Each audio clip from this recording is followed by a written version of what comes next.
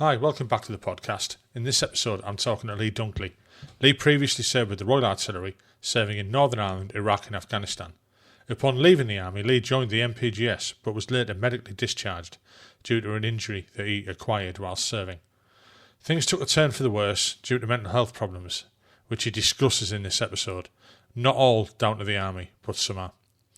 Lee has fought back and even climbed Kilimanjaro and raised over £70,000 for Help for Heroes, and also later on competing in dragon boat racing with the Purple Warriors. This is Lee's story. If you like this podcast or the previous ones, please consider buying me a coffee at buymeacoffee.com/Frankie'sPod. It just goes to help fund the software and the hosting.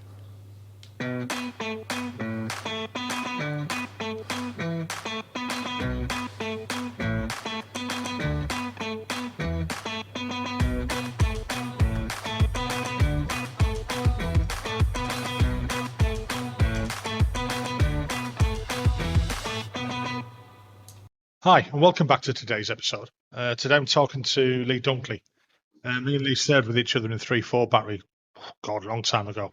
Hiya, Lee. How are you doing? Yeah, not too bad, Frankie. Yourself? Yeah, I'm good, mate. I'm good. All the better for seeing you. Oh, no, the feeling's not mutual, mate. Oh, thank you. Right, we'll just go over the normal questions with you then. So if you just want to give us Okay, bud. an overview of where you grew up, why you joined the army, what it was like, and why you left. Yeah. So I was born in Birmingham, Selly Oak Hospital, and then I was there for about 2 years, and then my dad's job changed. He ended up moving up a little bit north, southwest.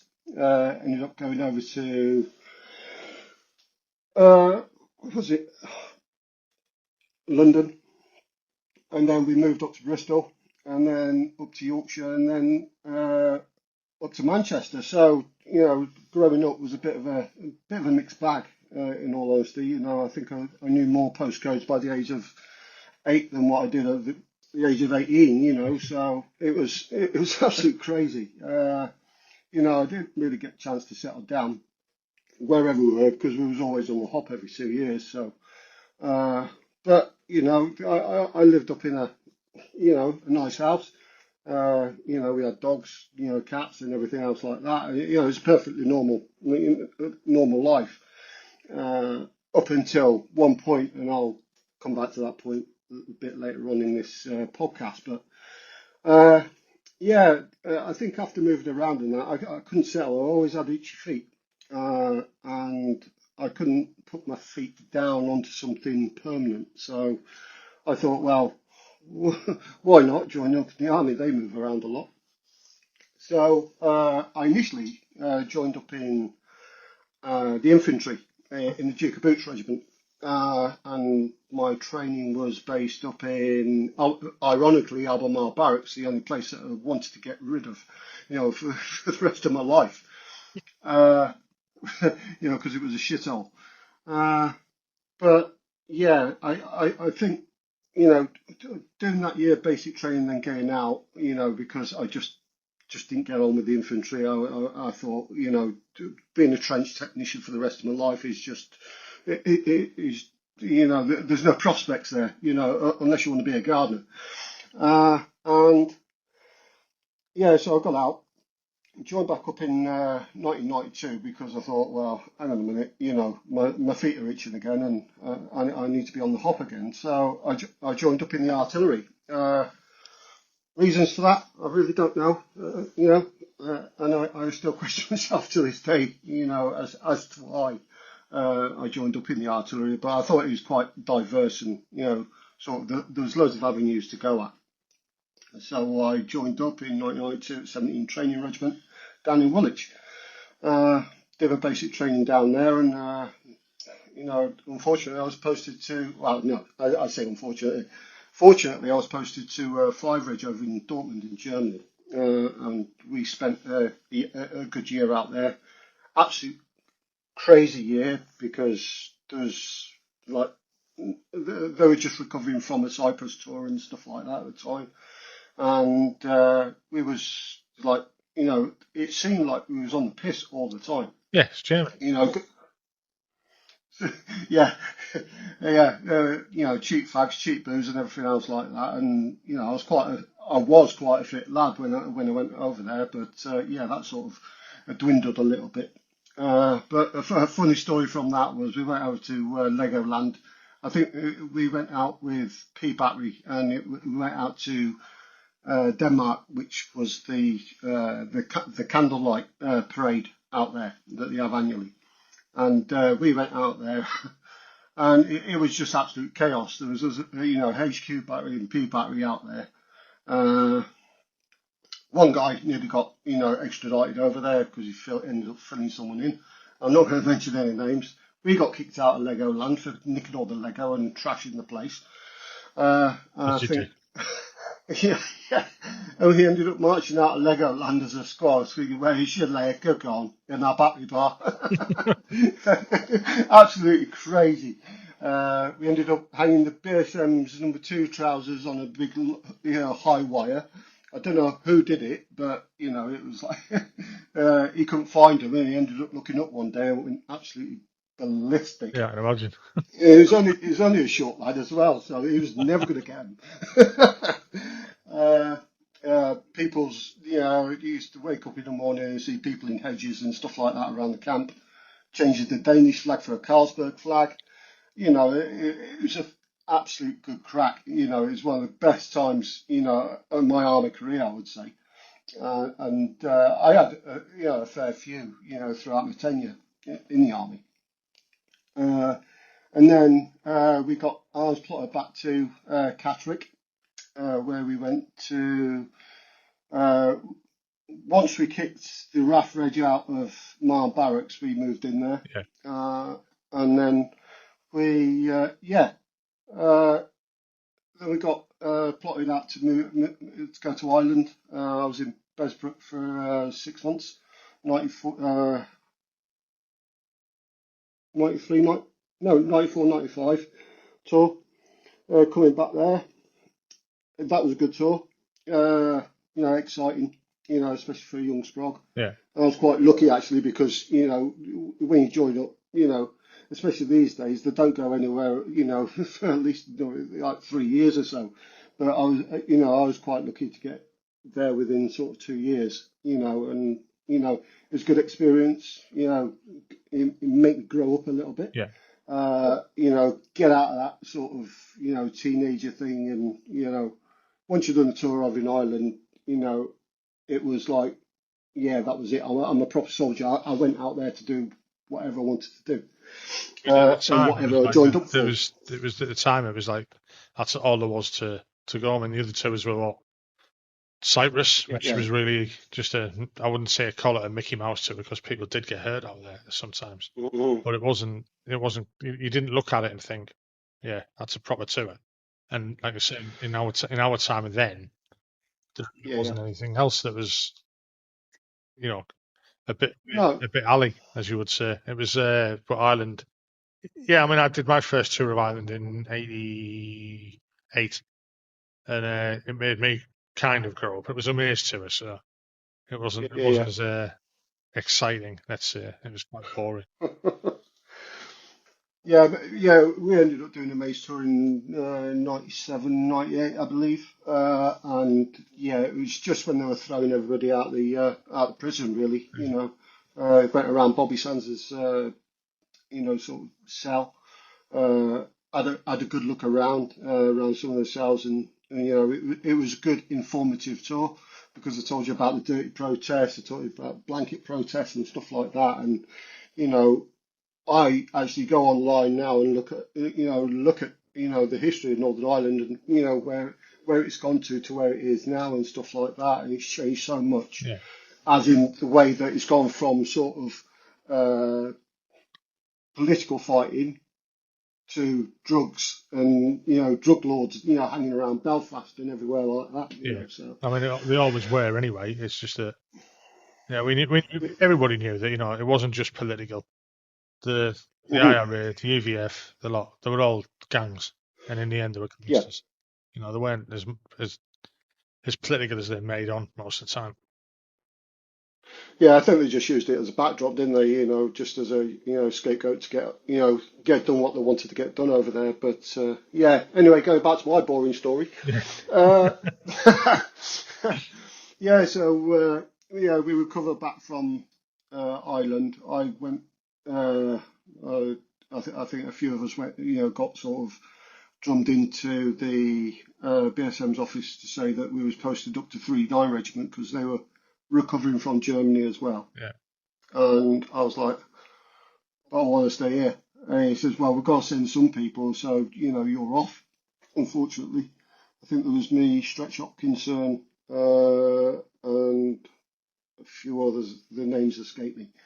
But yeah, we went up there, and whilst we was waiting for them to fully recover from Germany, it was like up in Newcastle, Albemarle Barracks, my nemesis, Yeah.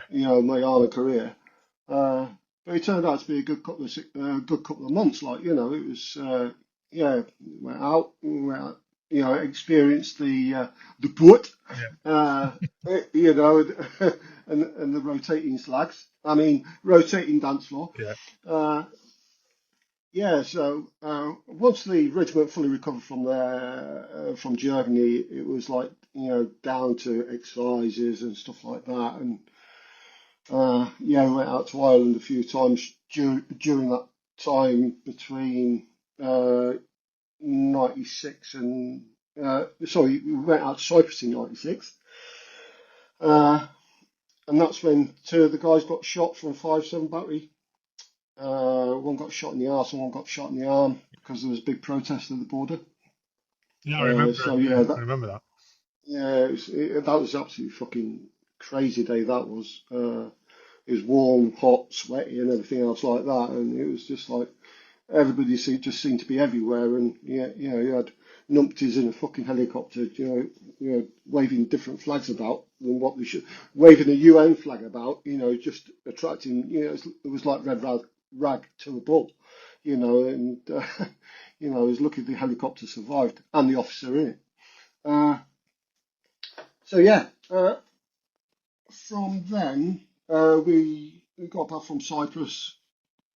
I got itchy feet again and decided to put in for posting, ERE posting down to 3-4 battery, and that's when I met you Yeah. down there. So I was working on the OPs down there, which was really, really good. Really enjoyed it. And then decided to, I don't know why, but I decided to switch fire and took over from Matt McKenna. Is it Matt McKenna, the small one? Yeah. The weightlifter? Yeah. Yeah, Matt McDonald. McDermott. yeah, McDonald. Matt McDermott. McDermott, Yeah. yeah. And took over from him because he just couldn't find, he just ended up getting geographically embarrassed all the time.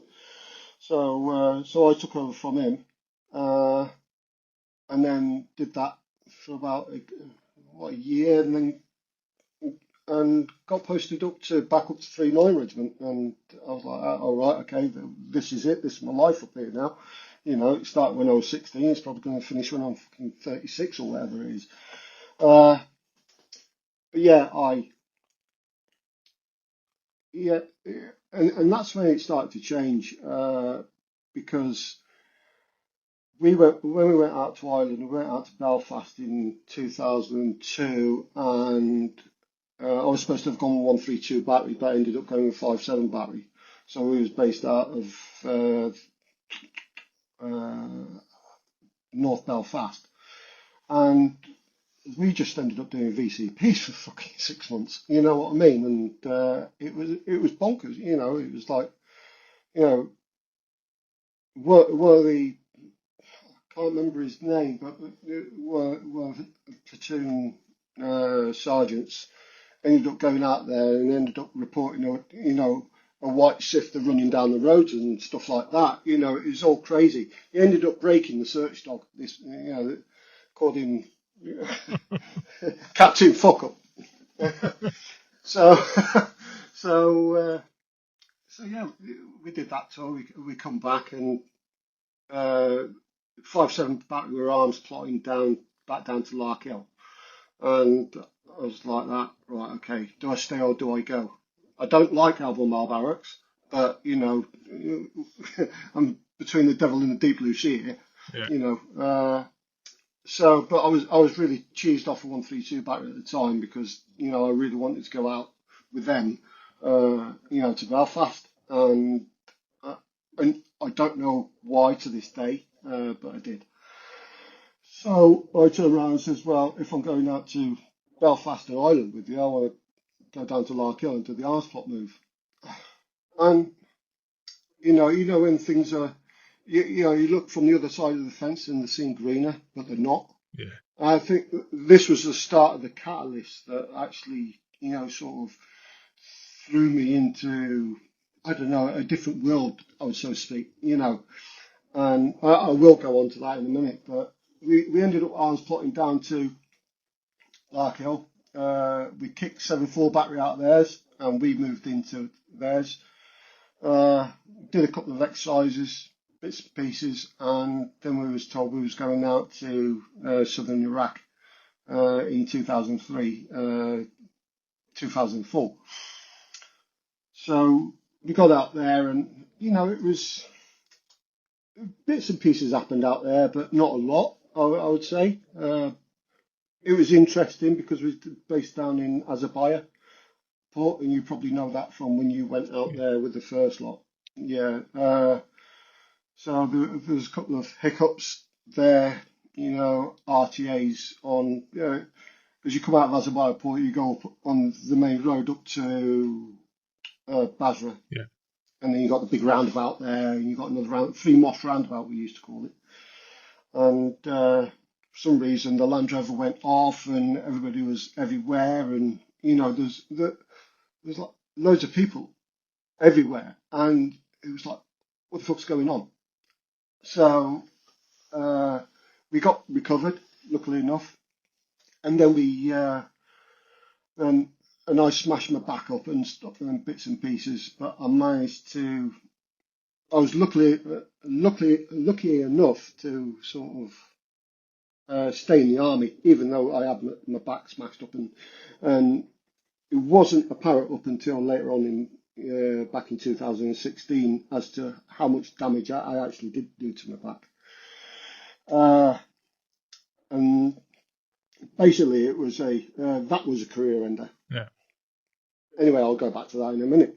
So we finished off in Iraq, and then we got back to Larkhill, and then we was told we was going back out to Iraq again, based out of Basra Airport. Was it? Yeah, Basra Airport, yeah. And then the flight troops, ended up doing a few flights and stuff like that, and we was like sort of moving about. I was BCZO group, so we was like moving about everywhere, which was quite good and stuff like that. Long time, especially during the summer, it was like melters. It was horrendous. So we ended up going a bit further north to see one of the groups up in one of the flight groups up in. So what equipment were you using there? Sorry. It was Phoenix at the time. Right.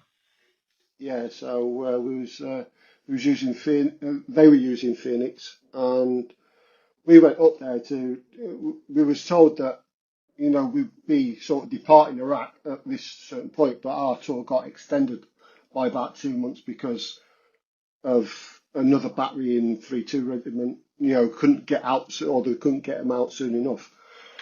So we ended up going up with the BC, and the BC ended up turning around to, I think it was A Troop, and then said, look, we're extended. And we was in the Italian sector. The Italians had just made this, this was a funny story. Italians had just built this amazing DFAC, dining facility for all the listeners, and they were getting one of the big top Italian MPs, to open this DFAC, and we was there sort of during that night, and I can remember going back to my pod, and I can remember waking up, and there was like a ruckus everywhere.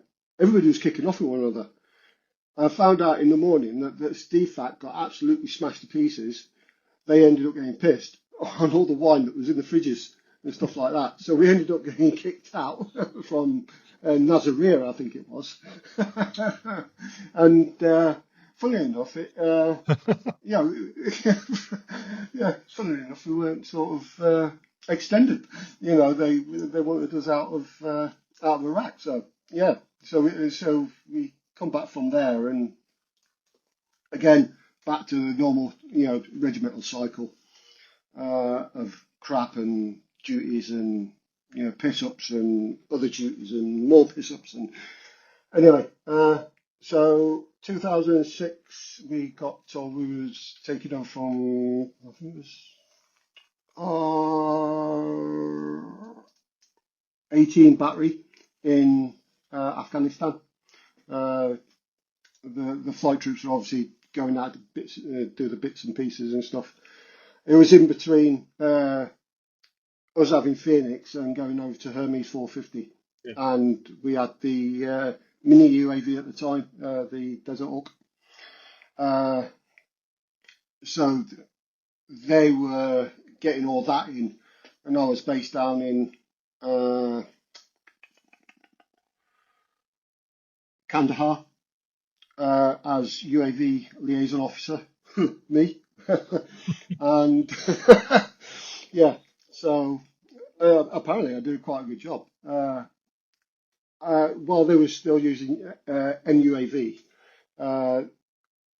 they were just acquiring the Hermes 450. So I think I had about 24 hours turnaround to get it from the UK into theatre and then out to the battery that was using it, that was based in Bastion, because they built a big runway for it. Yeah. And yeah, they needed it operational within 24 hours. I was like, fucking hell, why don't you throw me another task? Yeah. And I mean, there was a big change in its capabilities, wasn't there, when that came in compared to everything previous to it? yeah, I mean, Phoenix 1, it didn't like visitors. It kept crashing. 2, it just kept crashing. 3, it was just an expensive crash test dummy, I would say. But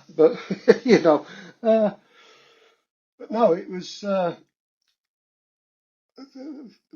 MUAVs were really good.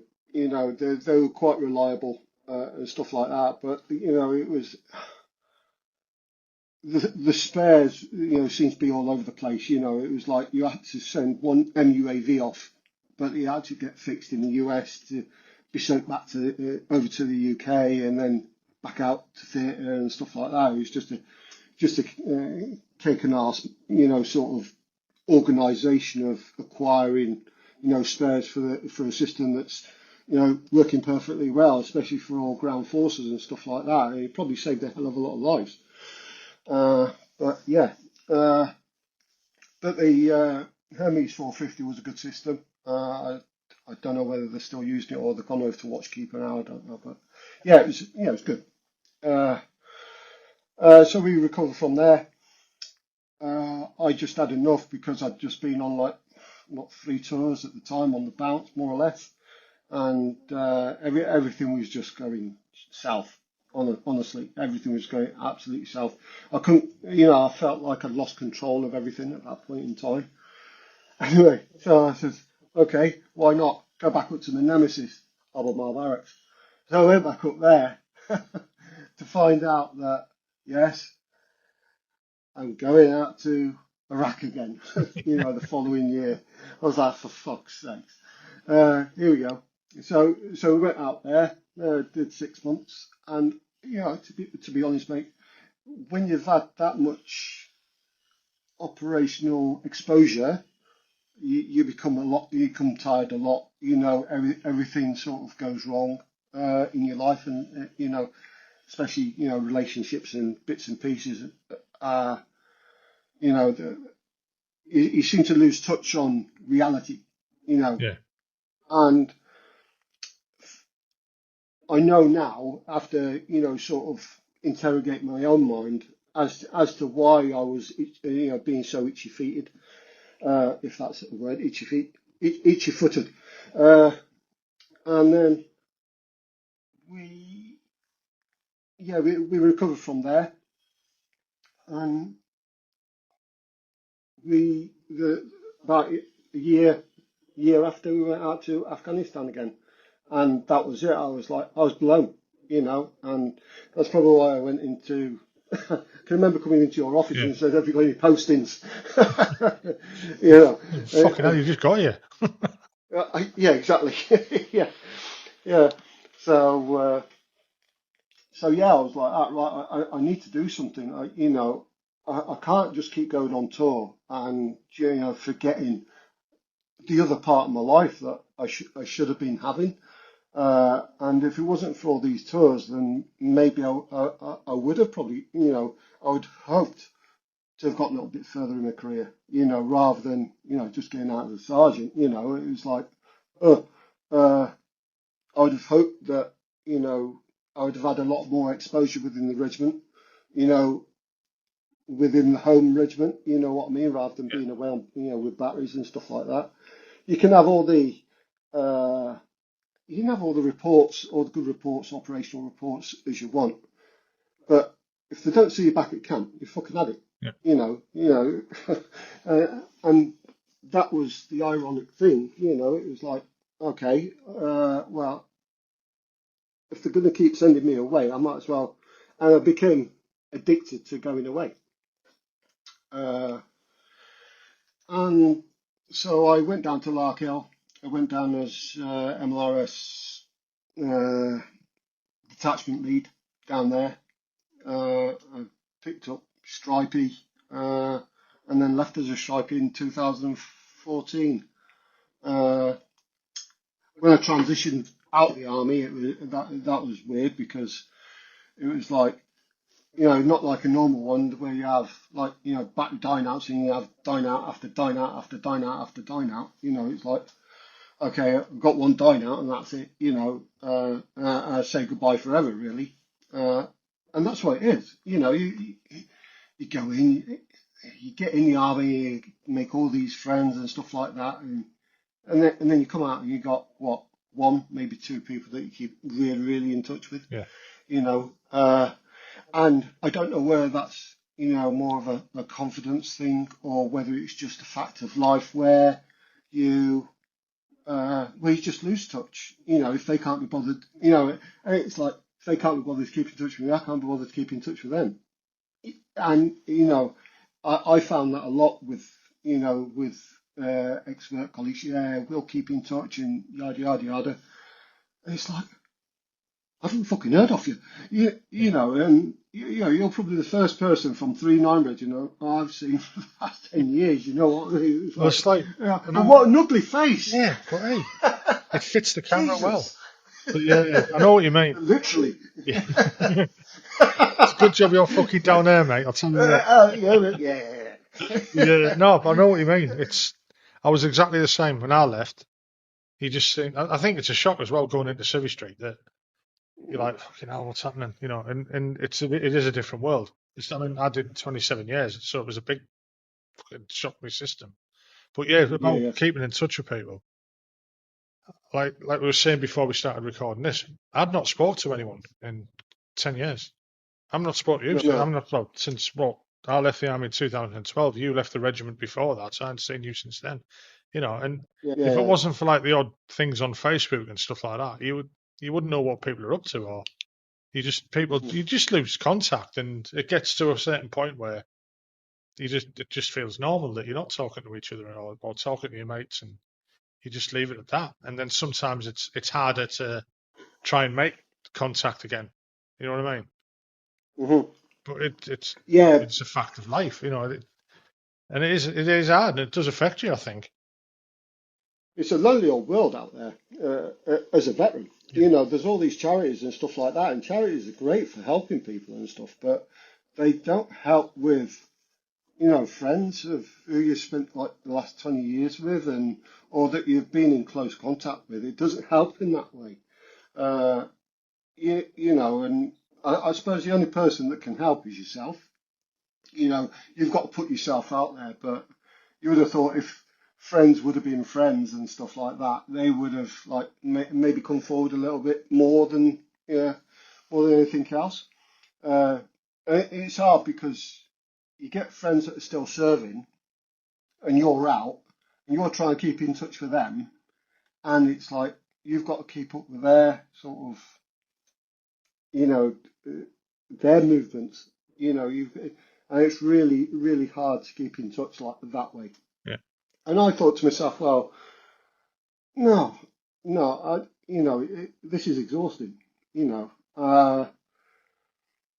I ended up joining up in the MPGS more or less straight after I left. I did my NEBOSH General Certificate in Health and Safety, and I was going to do my diploma in Health and Safety. And I thought, well, MPGS is absolutely brilliant because obviously I get 4 days off, to study and get all my coursework and stuff like that. But 2014, 2015, everything just went absolutely. It was like somebody smacked me around the head with a fire beater. It was like my back just went, Yeah. more or less collapsed in on itself in bits and pieces. So I ended up getting, medically discharged in 2016. Ironically, the same month I joined up back in 1992. So everything's quite ironic at the minute. But yeah, and then I was on morphine. I was on every other med going. I'm still on 26 tablets a day, just to keep myself upright in bits and pieces. So yeah. So after a big long battle with the NHS in Wales and bits and pieces, getting appointments and stuff like that, I finally got the operation that I wanted. To what I've just had, it's just a normal decompression. It wasn't that bad, but it was I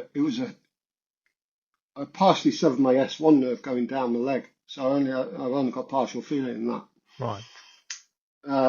Which is which is painful in itself. You hear people with sciatica and bits and pieces going, ow. My pain level was like a 10 out of 10. And that was quite hard mentally. And after that added on to operational tour exposure, and then things from my childhood started creeping in. All right.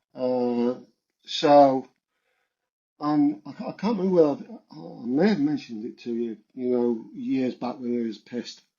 But yeah, I was exposed to a nonce, one for a better word. And apparently it was a family friend.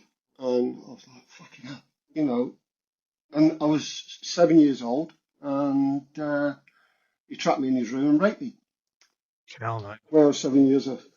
And I think that was another catalyst that set everything off, because it was like that was overlapping the PTSD, that was overlapping my general health, and that was something you kept suppressed all them years. Yeah, Comes to the forefront with everything else. Yeah, because I think the reason why I was so hot-footed, in the army, was probably because of that. Because of I didn't want to feel trapped anywhere, and maybe because I did all them tours, it was a distraction from them horrible thoughts creeping in all the time. And so back in 2011, 2012, that's when it started to, all that stuff back in my childhood started to shake the apple tree, and things started falling off in bits and pieces. I'm lucky as a person, because even though life was so bad at the time, and it still is, was so bad at that particular time, I didn't resort to drink. I was quite lucky enough I could suppress myself away from that sort of stuff, and suppress myself away from maybe taking drugs and things like that.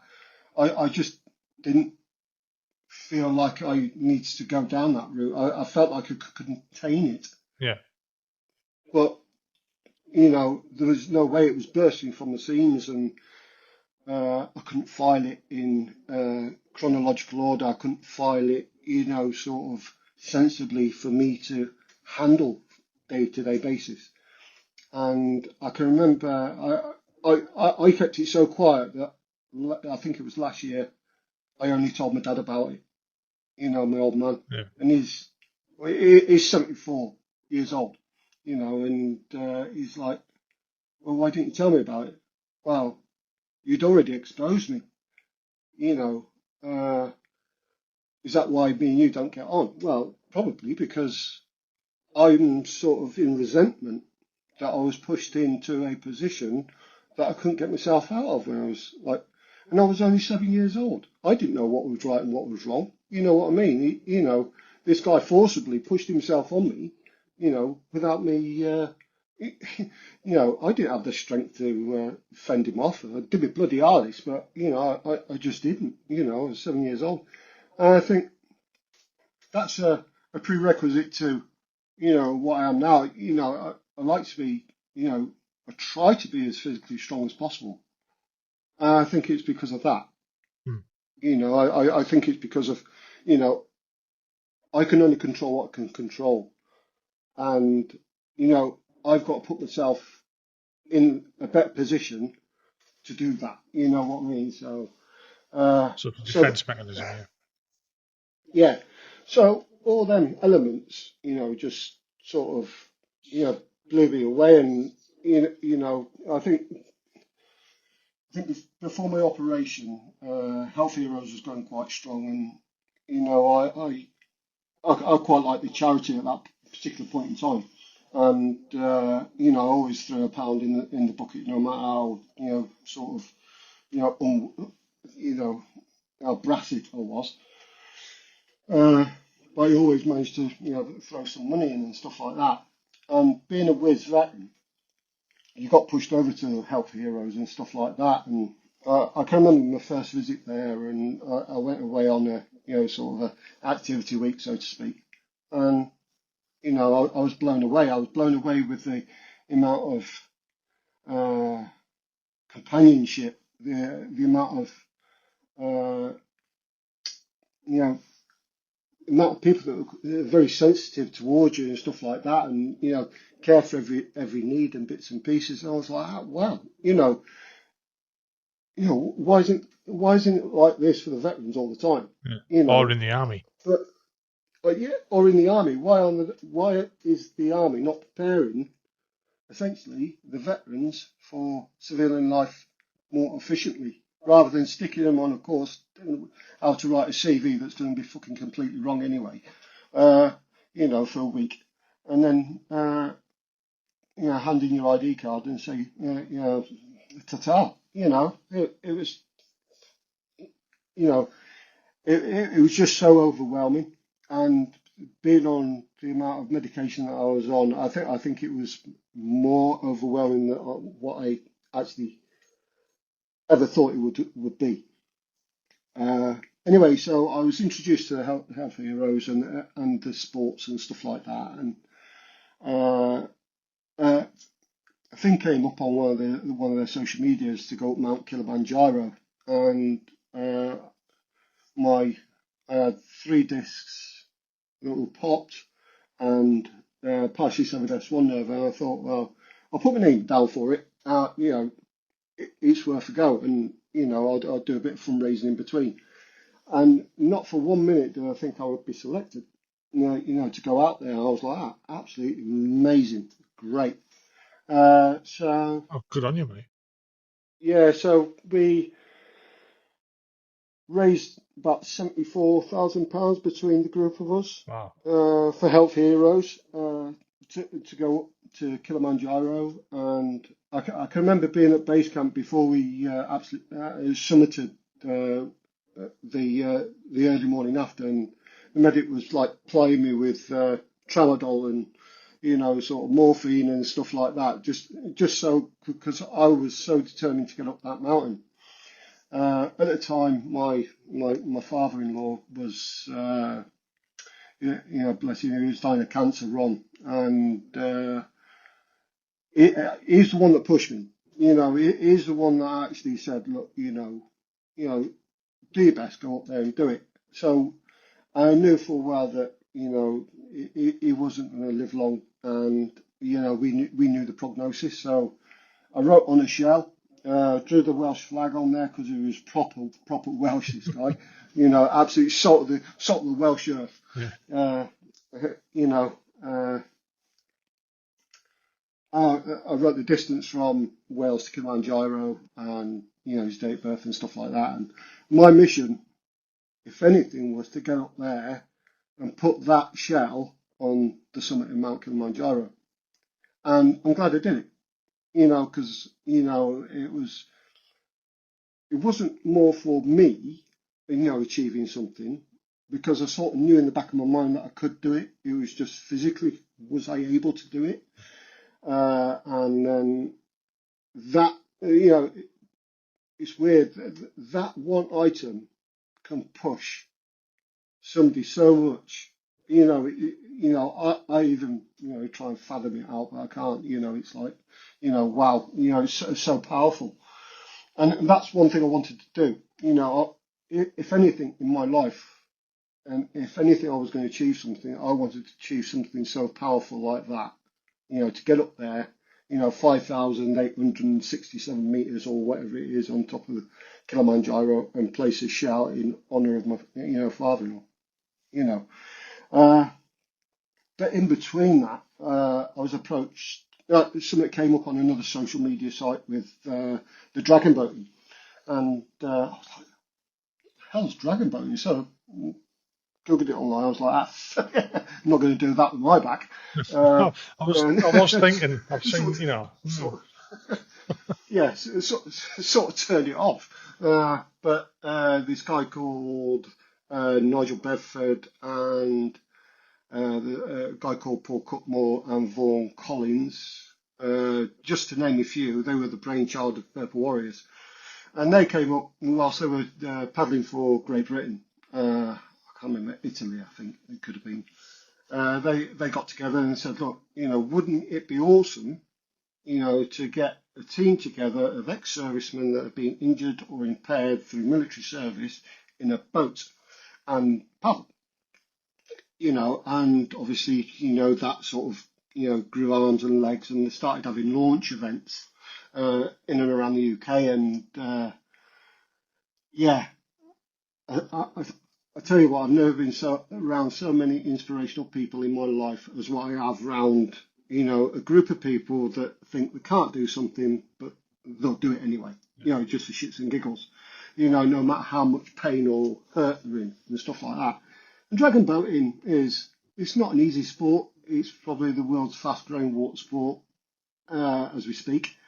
And it's just high octane racing, bearing in mind that you've got 20 really heavyweight paddlers in a boat, and they're paddling the hearts out to get from one end, to another. The distances are 200, 500, 2K. 2K. Yeah. Fuck that. And in the winter season they do just digress a little bit. They do a Henley winter season, and that's 7.5K. So yeah, it's pretty. You get into it about you don't really think about it. You're too busy breathing out your own arse to actually thinking about the distance and stuff like that. Yeah. So I attended one of the launch events, and my back was in a bad way and stuff like that. But I wasn't any different to anybody else really. They had their injuries. Somebody had a prosthetic. And they just thought, well, you don't know until you try. And I'll always say that to people. Always dip your feet in the water. Just to test how deep it is before you actually turn it off, because you don't know where it's going to take you. Yeah. So I was in between going up Kilimanjaro and the Purple Warriors at the time, and I thought I can't do both. I'm still waiting for my operation and stuff like that. Is it going to do irreparable damage and stuff? And fortunately, it didn't. But I when I got that, oh yeah, our first Purple Warriors event was down in London Dockside, and it was the London Hong Kong Dragon Boat Festival, and we entered in obviously the charity class and stuff like that. And it was the first time we'd paddled together. We'd done a training session the day before, but that was it. The rain and the weather turned the training off because of thunder and lightning. And yeah, so we raced our hearts out, as a group, and as a sort of one lump, and we came second in the charity class, and that was our first ever event. It was like, okay, where did that come from? And we looked at our times, and we could have gone in or was it the standard boat class, and we'd have still come second in the standard boat class if more. So yeah, well done. But Purple Warriors, has done so much, especially for me, because I suppose in a way, if it hadn't been for that sport, I could have just gone up Kilimanjaro, come back down again, and that'd be, and not done anything for the rest of my life. Yeah. But now I've gone up a mountain, come back down a mountain, and then, continued on that, that flow of sort of redemption. I was probably the lowest I'd ever been. I was the unfittest I'd ever been. I was the heaviest I'd ever been.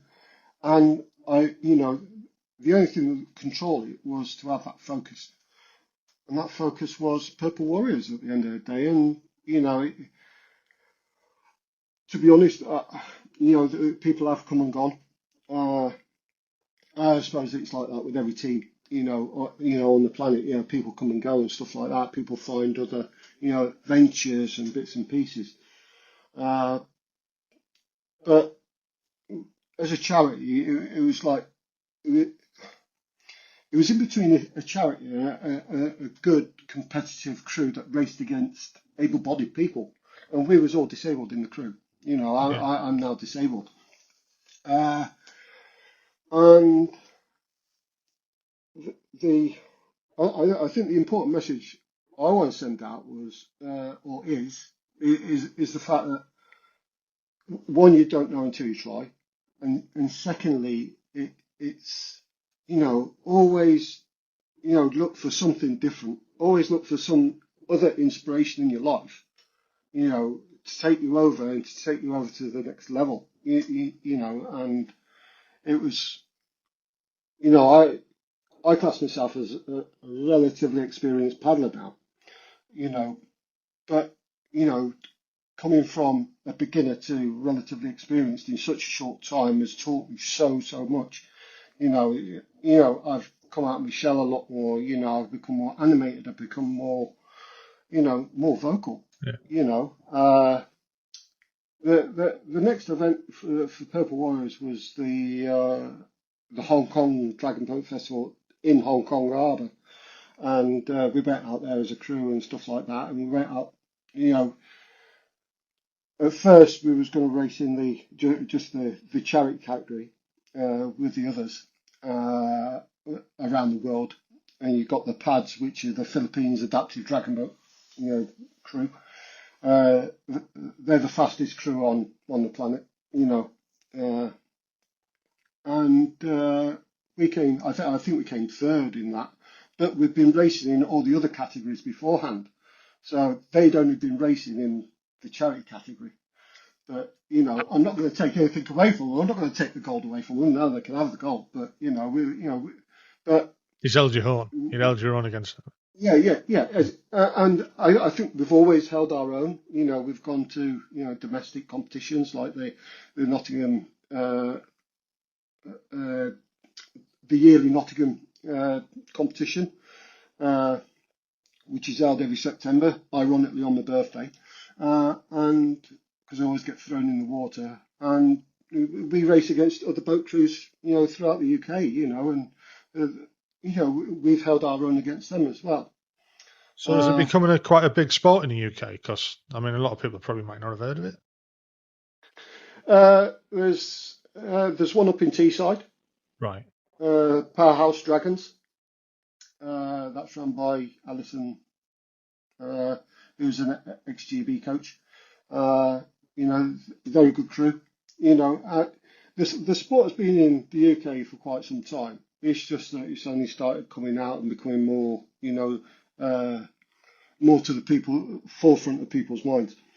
And it was like, okay, because I'd never heard of it until I Googled it, and I was like, oh, God, yeah, me in a boat like that, and but I mean, I'd seen it on like films and stuff like that, but I'd never knew it was in the UK until I'd seen like the posts of your posts and Natasha's on Facebook and that a few years back, and I was what the hell?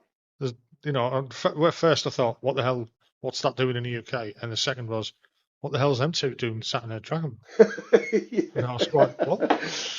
Yeah, I mean, that escapes me to this day. It's like, what the hell am I doing in the dragon boat? But actually, I'm not going to blow my own trumpet. I'll let other people do that. But yeah, I'm relatively good at it. I like to think I'm, competitive with it and stuff like that. So we went out to Hungary to the World Club Crew Championships in 2019. And that was an amazing experience because that was the team has to be selected to go out there and compete for on behalf of the country. So it was nice to actually do three things: do a sport I can do, with my physicality at the minute currently, represent the country in the army, and represent the country doing a sport. Yeah. And if I hang up my paddle now and say goodnight to it all and stuff like that, I've achieved those three things, and I can go to bed at night going, yeah, okay, yeah, you've done what you've wanted to do. You've climbed the highest mountain in Africa. You've done loads of things. But to me, I haven't done a thing. And people like that. Well, you do loads. You're a qualified personal trainer and stuff like that. Don't laugh. I am. I'm actually a qualified personal trainer. Yeah, even with a shitty back. So, but no. I think with lockdown and stuff like that, everything sort of died down. People started, finding different avenues to, occupy their minds and bits and pieces. And again, the good old faithful PTSD kicked in again, and it's just managing that. So I was trying to manage it in twofold. I was trying to manage my military trauma. I was trying to manage my childhood trauma. They couldn't be managed at the same time, so I ended up doing EMDR treatment, which is flashing lights and stuff like that. I don't know whether you know anything about that. Never heard of it. No. So it's basically it's a system where they don't scramble your mind. What they do is they bring everything to the forefront of your mind, and it allows you to file things a lot more easier, So, but when I was doing it, in tandem with my military trauma as well. So it wasn't working.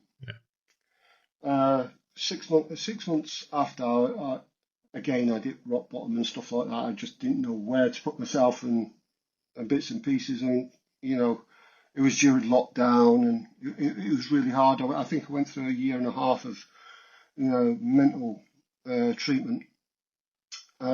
Still on medication now. But no, it's the thing is, if I was to change anything, would I change anything in my life? And probably not, because it's probably made me the man that I am now. It was, it's made me the person that I am now. A friend to people and friend a competitor to, to other competitors. It's made me more driven as a person. Yeah. It was like, even at 50 years old, I think there's another pinnacle, there's another There's another mountain to mountain climb. yeah. Yeah. And most people would be happy to have done what I've done, and then just sort of, put the feet up on a stool and, sit down and watch TV and smoke a cigar in a smoking jacket on a rocking chair. But I'm not like that. I think, whatever's happened in the past and up until now has given me the mental structure to actually think, well, no, there's a little bit more you can give. There's always something more you can give. And I think people, get to that point and go, well, actually, no, there isn't, and abscond from it as well. I've sort of, again, I'm not blowing my own trumpet, but I've sort of embraced it and just cracked on with the challenges in front of me and stuff like that. And if it wasn't for bits and pieces and things getting in the way, I was hoping to qualify for Thailand, the GB squad in Thailand last year, the year before. Yeah. But something came up, and I think it was family, and I'm more of a family person now. Home is my home. So anything out of that, that's my priority rather than giving it, putting it somewhere else. But I think I've found a happy medium now, Frankie. Yeah. To be honest, I think I'm glad. I've learned how to. From what the way you were describing it just now, I mean, some people, it's not as if they give up. They're just the mental anguish. And I mean, you've been through some shit. I mean, to be honest, I didn't know about your childhood. You never told me that. Right. So that was a shock to just hear that there. I was a bit taken aback by that. And I'm proud of you for coming out with it and just being strong enough to talk about it. A lot of people wouldn't be able to. But going back to what I was just saying there, the people, the mental anguish where they give up, and they're not giving up. They just can't. The mind is giving up, and not them physically, or not them wanting to give up, but they just can't get out of it. It's hard, and I've seen it happen to people, and I know people at the moment who are going through with it, and you can't like. It's not. It's like the old army thing and off. Pull your socks up, fucking sort your stuff out. It's easy to say that, and I think as well because you don't know how to deal with people when they're in that situation. I haven't got the training for it. No one I know has. Basically, it's difficult. When I need advice on stuff like that, believe it or not, I ask Balesy because Balesy's training. He's like, he's studying to be a nurse and that, and I ask him about stuff like that, and he explains it to me, and I'm like, right, not nice one. I'll try that in the future, or because I know people who are going through it at the moment, and it is hard. You get to a block where you just seem as though that's the ceiling, and you can't get through it, and some people give up, and then there's the people like yourself who can break through that ceiling and carry on with the life and make something better of it. So fucking good on you for doing that. I also think that it's a support thing. Yeah. You've got to have that backing, and you've got to have that grounding as well. I'm quite lucky. I've got a very, very, very strong partner who she wants to learn. She's medically orientated. She's absolutely amazing.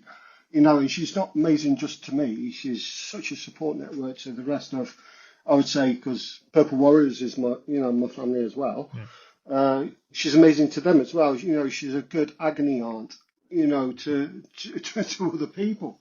And it's quite nice. I'm very proud of her for what, she can give to the table, and put on the table and stuff like that.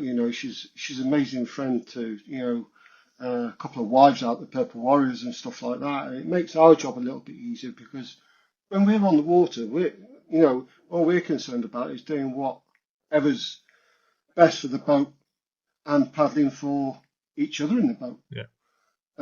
when it's off the water, and Mel's running around like a blue-ass fly, doing team manager and stuff like that, and she doesn't get a break, doing that job, but she does it so well.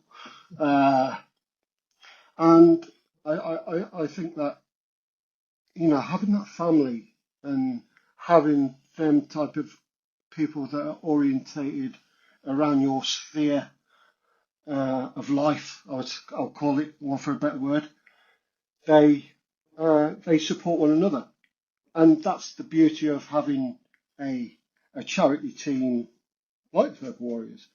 I might be saying Purple Warriors quite a lot, but I Purple Warriors saved me as a person, and it's probably saved a lot of people, and I've been very close to the edge. But if it hadn't have been for them, would I have done that leap? Would I have jumped over the edge? And I don't know, is the honest answer. I can't look back, and I would say this to anybody: try not to look back. I know it's hard. I know you're probably having difficulty. Try and reach out to the people that you care about the most. Try and, sort of encourage them people, to come into your life and talk about whatever, I know it's a stigma thing, I've been there, I've been captured by that stigma sort of, attitude. Oh, no, no, no, no, no.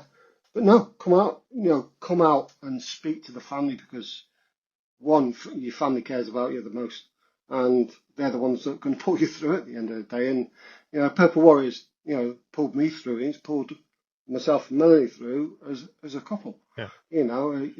And to have that in your life is more than anything else.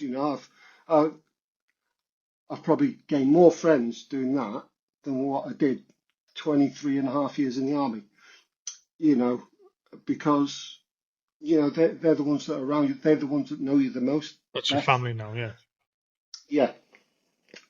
So I would say that is probably one of the most important things in my life. And I still go through struggles. I'm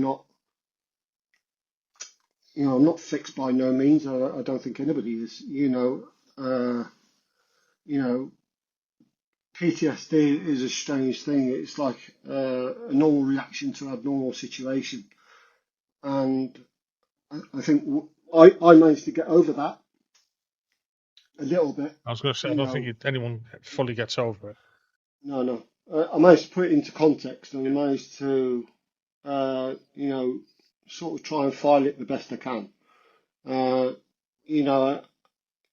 If anybody's having difficulty out there, and I really, really do mean this, reach out to, the professionals, reach out to your family, no matter how hard it is, they're always the ones that are going to be by your side at the end of the day, and,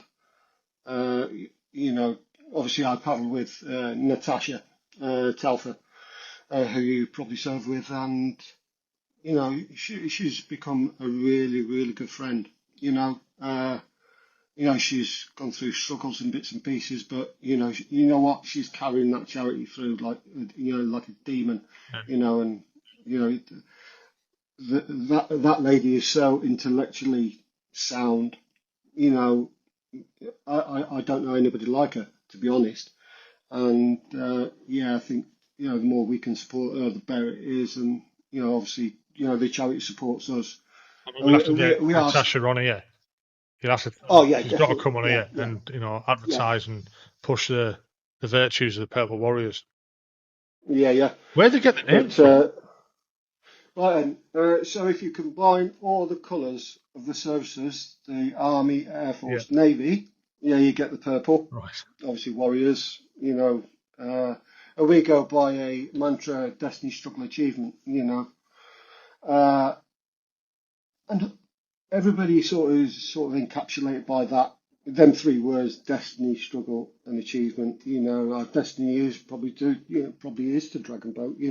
I never ever would have thought I would be doing that sport.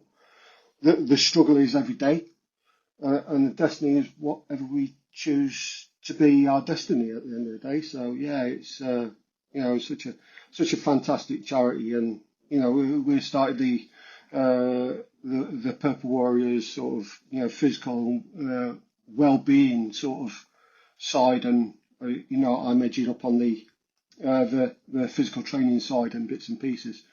So it's nice to have that focus to get in there and help other people out. But yeah, it's been a crazy couple of years since I saw you last. Yeah, just a bit. I wish I could tell you a story like that, but I haven't. Right, well, I think we'll end the podcast there. Okay, buddy. It's been brilliant, very informative, and I'm, hat off to you, like I said earlier. But Yeah, buddy. you're there. Well, you're not there, as you still, but you nearly there. You're working. So yeah, thanks for that. I'll stop the recording. I know, buddy. Well, I hope you enjoyed that episode. Another emotional one in some parts. Lee's definitely been through the mill, but it looks to be getting onto his feet again. Hopefully life will be better for him in the future, and I wish him all the luck in the world. Now, if you like this episode, please do leave a comment on Spotify or whichever platform you listen to it on. It really just helps the podcast. It helps it get noticed by the algorithm and helps promote it. Well, thanks for listening, and look forward to the next one.